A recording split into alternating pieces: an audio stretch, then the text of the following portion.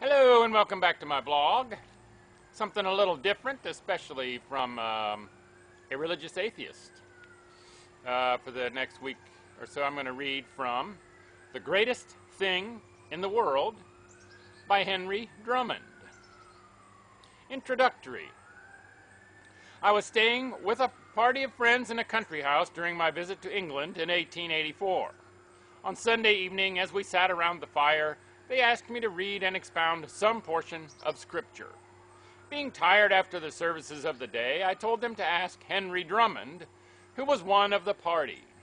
After some urging, he drew a small testament from his hip pocket, opened it at the 13th chapter of 1 Corinthians, and began to speak on the subject of love.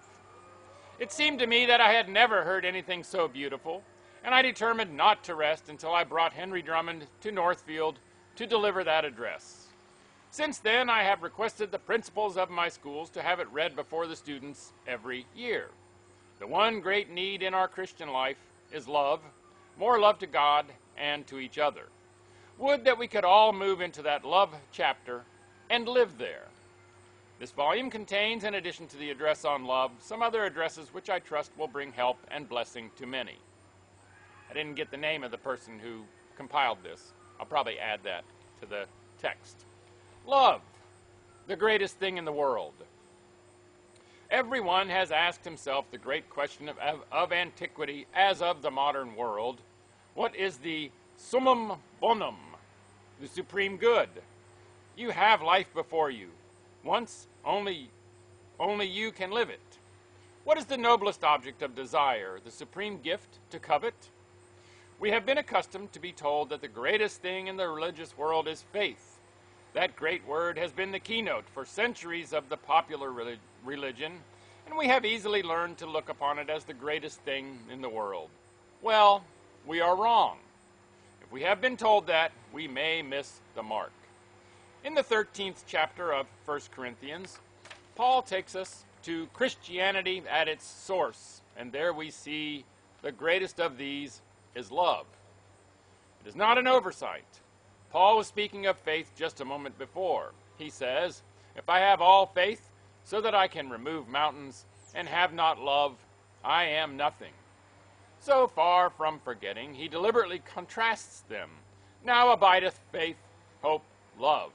And without a moment's hesitation, the decision falls. The greatest of these is love. And it is not prejudice. A man is apt to recommend to others his own strong point. Love was not Paul's strong point. The observing student can detect a beautiful tenderness growing and ripening all through his character as Paul gets old, but the hand that wrote, the greatest of these is love, when we meet it first, is stained with blood. Nor is this letter to the Corinthians peculiar in singling out love as the summum bonum. The masterpieces of Christianity are agreed about it. Peter says, above all things, have fervent love among yourselves. Above all things. And John goes farther. God is love. You remember the profound remark which Paul makes elsewhere. Love is the fulfilling of the law. Did you ever think what he meant by that? In those days, men were working the passage to heaven by keeping the 10 commandments and the 110 other commandments which they had manufactured out of them. Christ came and said, I will show you a more simple way. If you do one thing, you will do these 110 things without ever thinking about them. If you love, you will unconsciously fulfill the whole law. You can readily see for yourselves how that must be so. Take any of the commandments. Thou shalt have no other gods before me. If a man love God, you will not require to tell him that. Love is the fulfilling of that law. Take not his name in vain. Would he ever dream of taking his name in vain if he loved him? Remember the Sabbath day to keep it holy. Would he not be too glad to have one day in 7 to dedicate more exclusively to the object of his affection? Love would fulfill all these laws regarding God. And so, if he loved man, you would never think of telling him to honor his father and mother. He could not do anything else. It would be preposterous to tell him not to kill. You could only insult him if you suggested that he should not steal. How could he steal from those he loved? It would be superfluous to beg him not to bear false witness against his neighbor. If he loved him, it would be the last thing he would do. And you would never dream of urging him not to covet what his neighbors had. He would rather they possessed it than himself. In this way, love is the fulfilling of the law. It is the rule for fulfilling all rules, the new commandment for keeping all the old commandments, Christ's one secret of Christian life.